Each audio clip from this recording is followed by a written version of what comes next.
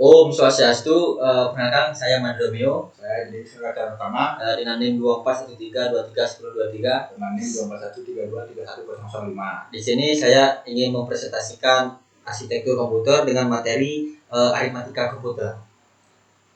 Pertama ada ALU, unit dalam CPU yang bertugas melakukan operasi aritmatika seperti tambah, kurang, dan logika seperti AND dan OR.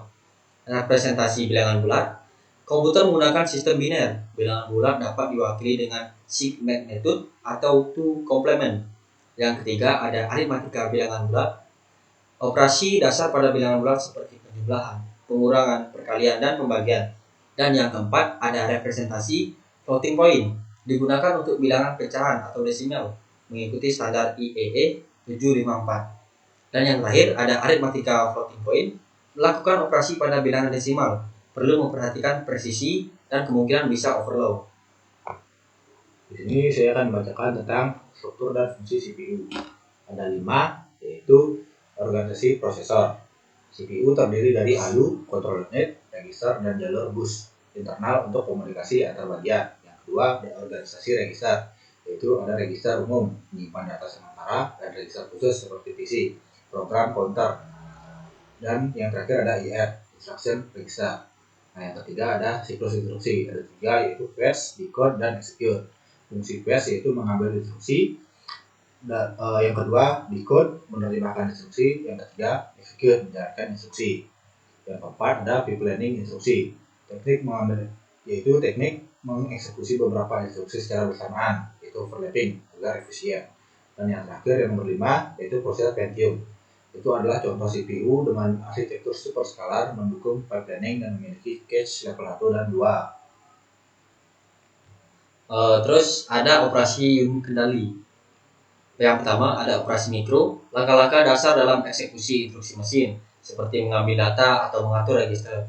Yang kedua ada kendali prosesor, mengontrol bagaimana instruksi dieksekusi oleh CPU, mengatur jalannya data antar komponen. Dan yang terakhir ada microprogrammed control, yaitu pendekatan pengendalian menggunakan urutan instruksi mikro yang disimpan dalam ROM untuk menjalankan instruksi mesin. Lalu ada ISA, yaitu Instruction Set Architecture. Nah, pengertian dan fungsi ISA adalah kumpulan instruksi yang dapat dijalankan oleh CPU, dan fungsinya yaitu mengontrol operasi CPU, cara memproses data, dan komunikasi CPU dengan memori input-output. Jenis ISA ada 3, yaitu Intel x86, ARM, dan RISC-V. Untuk Intel x86 yaitu arsitektur CISC, instruksi kompleks, umum di PC dan server. Yang kedua ada konsumsi daya besar, performa tinggi. Yang kedua ada ARM, arsitektur RISC, tempat daya, umum di smartphone dan embedded system. Yang ketiga ada RISC-V, arsitektur RISC open source, fleksibel dan bisa dimodifikasi. Lalu ada instruksi mesin. Instruksi dalam bentuk binar terdiri dari output dan operan. Panjang bisa 8, 16, 32 bit tergantung CPU. Tipe operan itu ada 4. Yang pertama ada register, data di register CPU. Add, AX, dan BX. Yang kedua ada immediate, data langsung ditulis dalam instruksi. Move, AX, 5. Memory, data diambil dari alamat memori, yaitu move, AX, 1000H.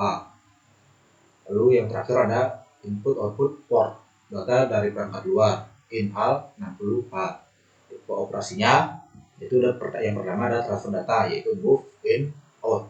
Yang kedua ada aritmatika, add, dan sum.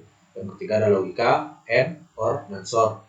Yang keempat ada kontrol program, JMP, call, dan read. Yang kelima ada operasi khusus, NOP, dan HLT. Mode pengalamatan, yaitu cara CPU menemukan lokasi operasi seperti langsung, alamat tersedia langsung. Yang kedua data langsung melalui register atau pointer. Yang terakhir ada format instruksi.